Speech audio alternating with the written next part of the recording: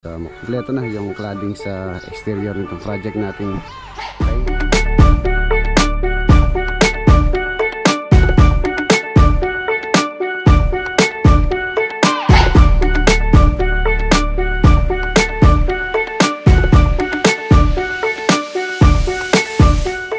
Kahit po ganito pa yung board, pwede pong itay ano yan sa ulan. So possible pagka hindi mo natin lagyan na railing, ayos, ang ganda na. So nasa 64 square. Mas maganda lagyan ng plaster band, tapos lalagyan na sasabugan ng buhangin para mag-il naman po yan. So dito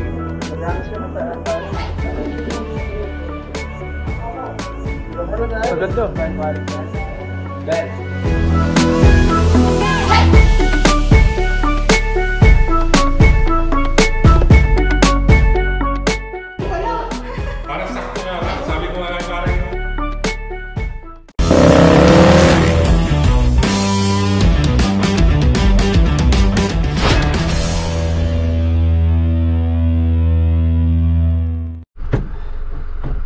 Good morning. Paalis na po tayo. Ang lakad natin ngayon sa Angat Project. Sama ko si Master Denden. Let's go. Ayun na, sumikat na yung haring araw. Sana naman na dire-diretso na muna yung magandang panahon para po makapagtrabaho ng mabuti yung sa Olongapo project. Kapon hindi sila nakapagtrabaho ng maayos gawa na pag bubugso-bugso yung ulan. Yun na lang po project natin na walang bobong. Dito sa Angat naman okay naman po sila dito dahil nakabobong na rin ito.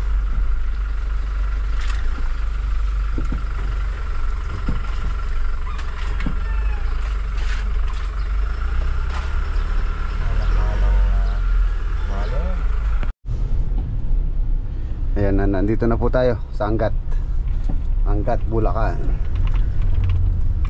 Medyo maulan ng panahon.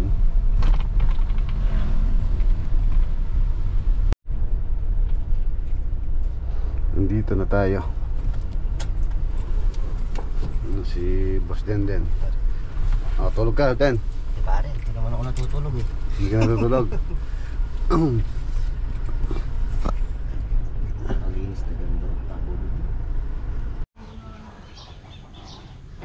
Ayan na, Angat project mga boss, update every week laki po ng nagiging improvement dito. So halos kompleto na yung cladding sa exterior nitong project nating tiny house. And then nagpapalinis si Kuya Renato sa roof, sa bubong. Ang ganda oh.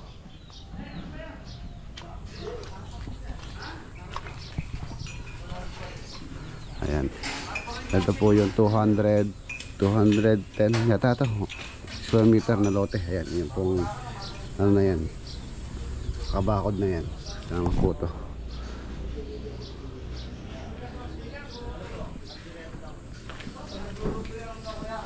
Okay na siya. Nagtatiles na dito sa ilalim, and then sa taas nagta-drywall. Kasama ko na rin si Parang Denden. Pipinturahan na po yan. Sa loob, gypsum board, PVC panel. Ito na rin po yung PVC panel. Bale napiling color ni owner dito mga boss. Siyempre sila yung magde-decide. White, ayan, white po yan, PVC panel.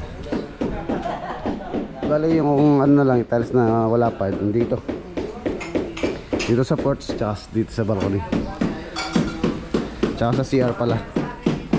Ayan, tray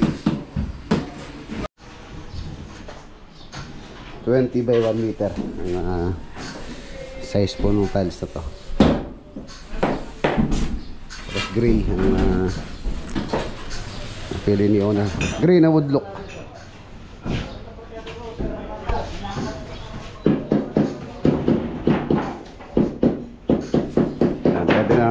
Pwede na masukatan to. Para sa salamin, ganoon din sa taas pagka na-tiles na. Para pagawa na rin po natin yung salamin dito.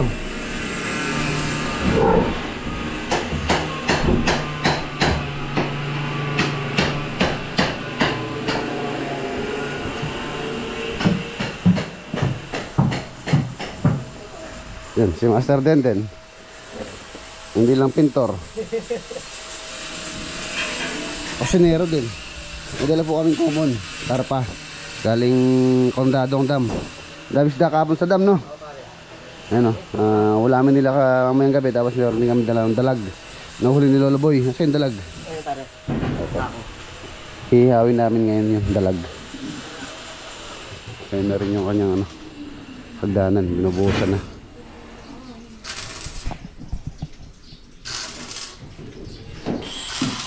Access papunta sa taas.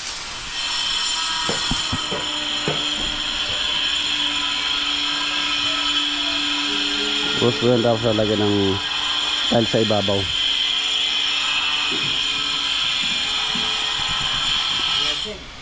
$30 by nanini check.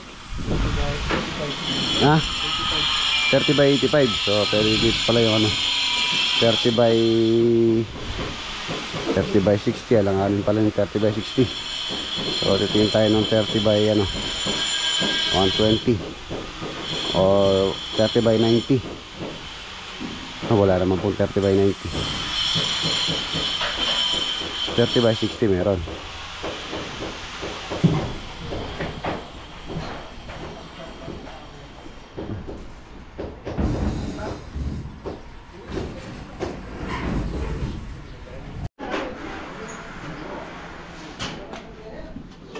Yan yung kanyang hagdanan, napakatibay. Si channel bar po yan. Tapos angle bar.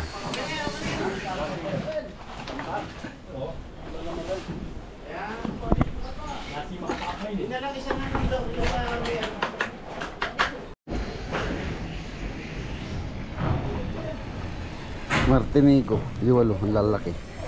Nahuli po ni Lolo Boy yan sa kanyang Skylab. Sarap niya. Inihaw na dalag or bulig.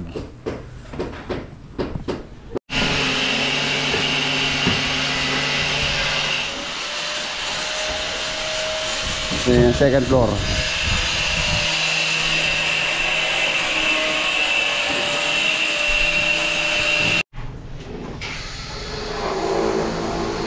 Tulad ng ginawa po namin sa Tarlac, applyan po ng plaster band, haluan ng purong simento, and then sasabuyan ng buhangin para gumaspang itong Tyson board, tapos para po kumapit yung tile adhesive.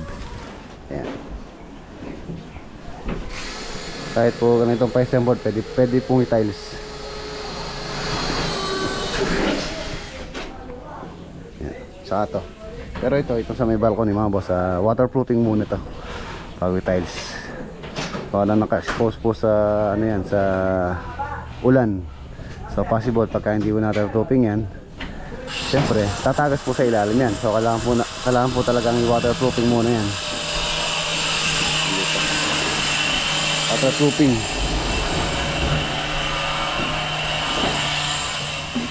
Ayun na, patutuyuin na lang itong hagdanan. Tapos mas maganda rough siya para kapit na kapit yung tiles. Tapos lagyan na railing. Ayos, ang ganda na.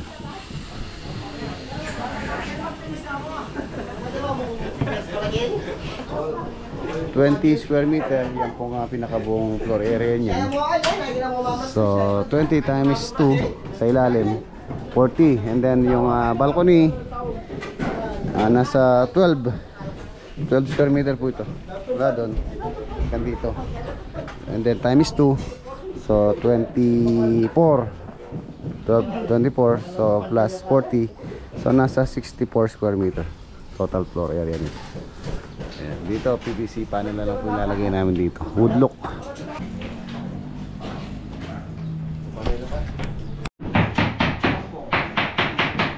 Ayan, pabuo na. Tinanggal mo yung buhok mo, Nawal. Ang ganda ng buko mo, parang ano, parang pugad ng lawin. Pinagupit mo. Ay, mga boss, pagkatapos nila dito, pwede na silang magkisame. Maglagay ng PVC panel habang ginagawa pa rin sa taas. Naglalagay na rin sila ng ceiling doon. Ayan, tapos yung dito, baka mamaya titingin na po ako dito. Dahil ang gusto kasi ni owner dito, yung pong dito, separate yung kulay. Medyo dark daw ng konti dito. So titingin ako ng dark.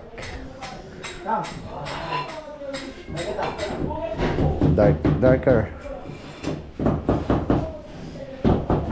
Ganon din sa taas po yun. Same lang, kung ano yun dito, doon sa taas. Parehas lang. Nasa 115 yata isang piraso nito. 20 by 1 meter.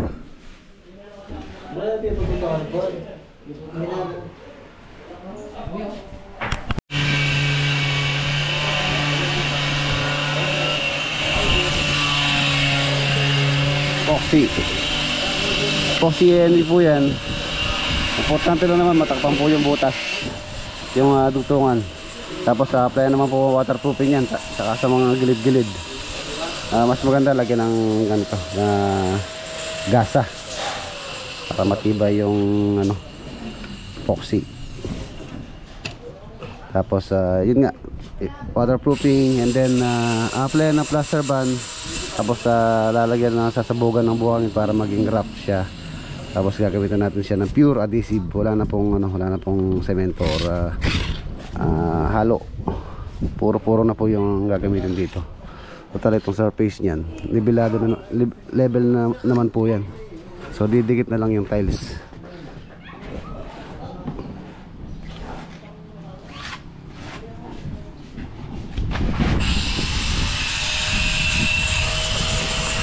Ayan, 4x4. Tapos meron pong buhos sa loob to. Itong kanyang mga poste, buhos po yan. And then yung kanyang drywall 2x3. Ayan, kaya medyo ano po to, medyo magastos itong project na to. Hindi po siya budget meal. Yan, inuulit ko, hindi po siya budget meal or mura. Ito, pricey. Ito lang, pricey na po to.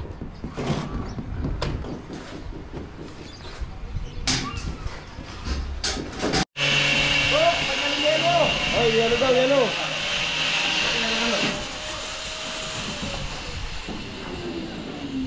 Wala, sa likang bangi-bangi lang. Sige, nalamitan ka lang, boss. May pwede, no? Pagka nandun na yung araw, presko na po rito. Pagka ganitong oras, nandun na po yung araw. So dito, presko na. Kaya nilesan po namin yung bintana rito sa area na to. Mapapansin nyo, doon sa area na yung walang bintana. Dahil doon po yung araw. Ayan. Tapos doon yung kanyang pinaka headboard ng bed doon sa area na yun. Kaya dito lang po yung bintana dito sa taas. Ayan. Ayan o, mahangin. So bali mamaya asikasuhin ko yung tiles dito sa ibaba. Saka yun sa CR para may ready na. Dahil marami po tayong mga gumagawa rito. Kailangan nila ng materials.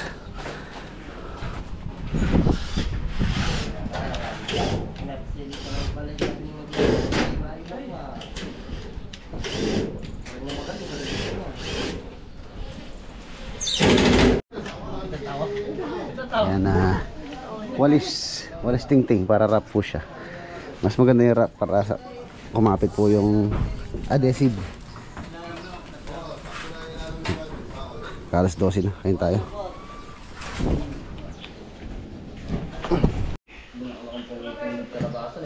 Kain po tayo, budol fight.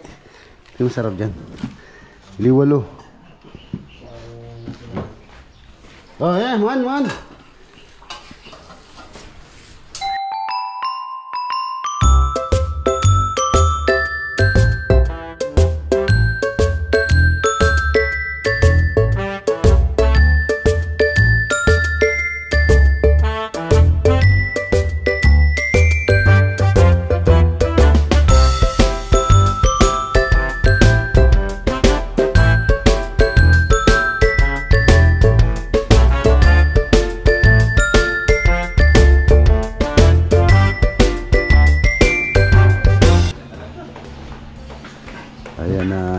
natin sila.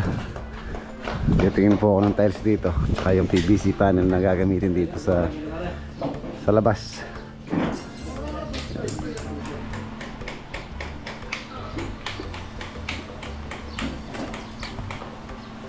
Ganda ganda.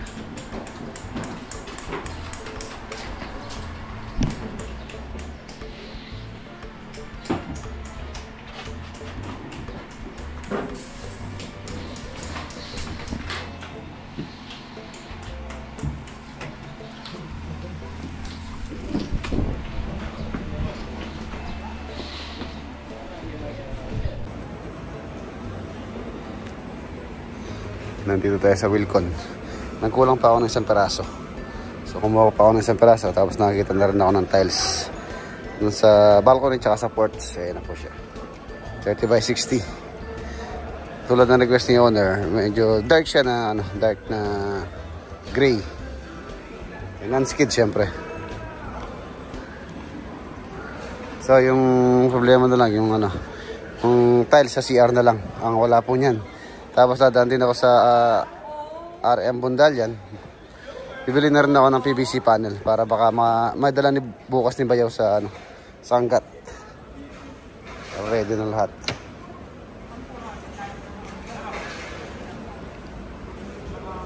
$30 by 60.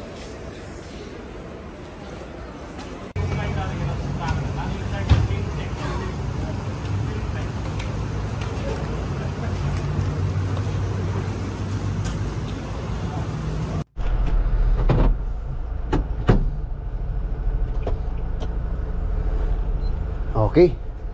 Ayan mga boss, okay na tayo sa tiles. PVC panel naman. RM Bundalyan naman po tayo. And then uwi na tayo. Bali mamaya pala may lakad po kami ni parang Jimmy. Pupunta kami kay parang Doy sa San Fernando. Dahil tomorrow kasi hindi na siya makapunta si parang Jimmy dahil po magagraduate yung anak niya. So ay, hindi si ate oh. Grabe ka ate. Bigla ka na lang umili ko.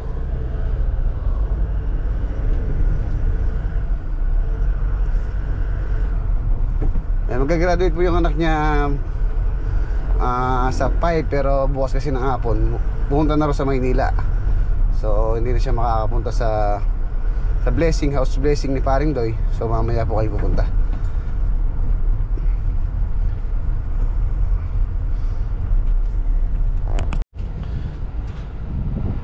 Ayan na, nandito na po tayo kay RM Bundalyan, RMB. Okay na mga boss, tumawag na rin si parang Jimmy. So pag uwi and then prepare naman, punta po kami ng San Fernando.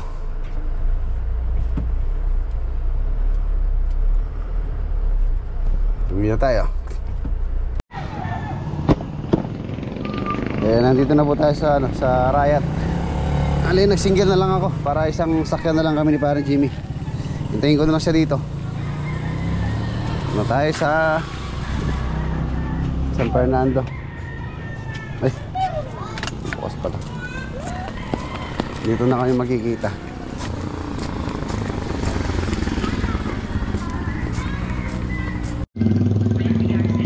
Ay na si parang Jimmy.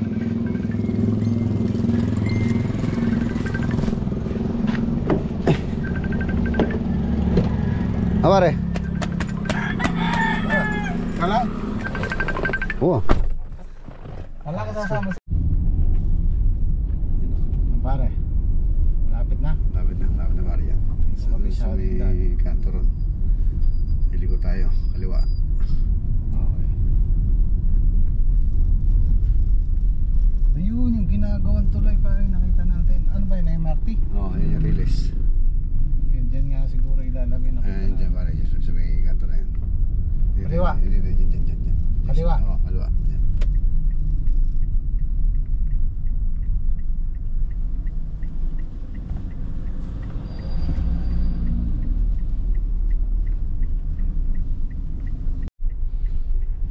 Yan, nandito. Tapos kanan doon pare. Sa kanto dyan, nandun na, nandun yung bahay. Okay, dito. Ayun na. Ayun. Kita ko rin. Ang ganda pare ng ano. Veranda. Ang ganda ng ano. Ganun lang. Yan, sabihin na. Ayos. Yun oh. Atras siya bagay pare.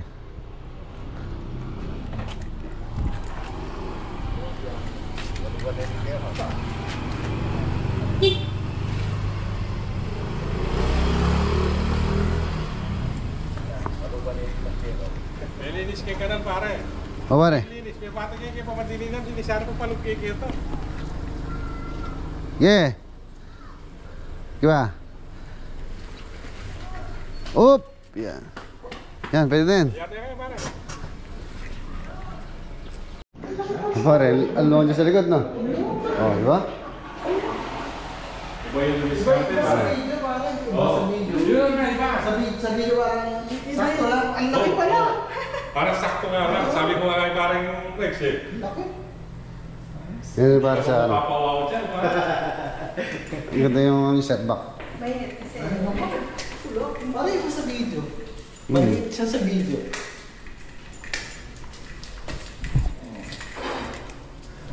Diba?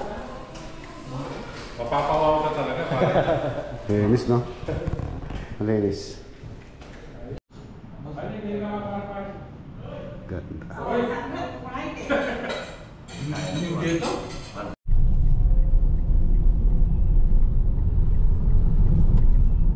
Pauwi na kami. Para Jimmy. Uwi na, busog na. Busog na.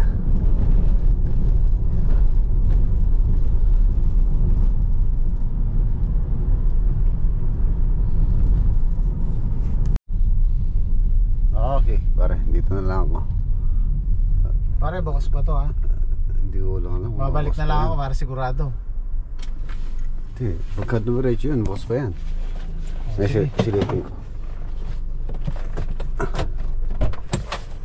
Ay. Okay. Ah. Wala na.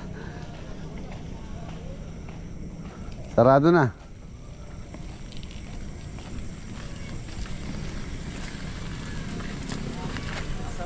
Sarado na pare. Op, op, op, op.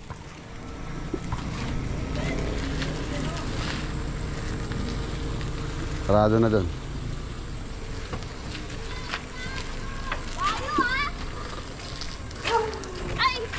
Pare, Pare, ingat. Sorry po. Ingat, ingat pare. okay. Okay, ayan, pauwi na po tayo.